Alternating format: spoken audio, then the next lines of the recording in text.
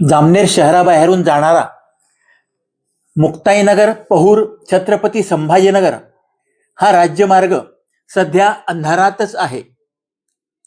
जामनेर शहरातील पहूर चौफुलीपासून बोदवड रस्त्यावरील कांग नदीच्या पुलापर्यंत, पहूर चौफुलीपासून तर पहूरकडे जाणाऱ्या रेल्वे क्रॉसिंगपर्यंत मोठ्या प्रमाणात रहिवासी वस्ती आहे.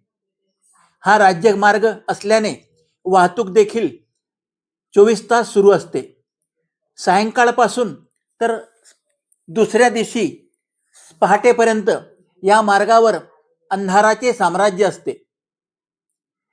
प्रशासनाने या रस्त्याच्या दोन्ही बाजूला मोठे विजेचे खांब लावले असून त्यावर लाईट आहेत की नाहीत याची शंका येते. कारण गेल्या काही दिवसांपासून या ठिकाणी लाईटच सुरू नाहीत अशी नागरिकांची तक्रार आहे.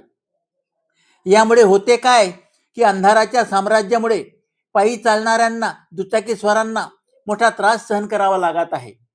यामुळे अपघाताची शक्यता देखील वाढली आहे.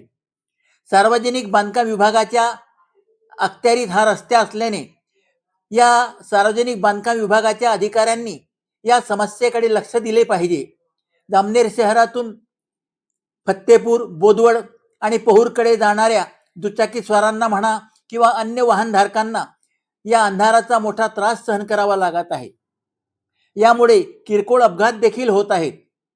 प्रशासनाने या समस्येची दखल घेऊन लवकरच या रस्त्यावर असलेले खांब आणि दिवे सुरू केले पाहिजेत अशी सर्वसामान्य नागरिकांची अपेक्षा आहे.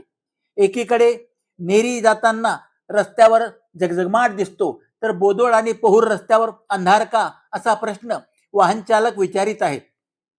सार्वजनिक बांधकाम विभागाच्या अधिकाऱ्यांनी याकडे लक्ष देऊन ही समस्या कायमस्वरूपी मिटावी अशी मागणी नागरिकांकडून केली जात आहे.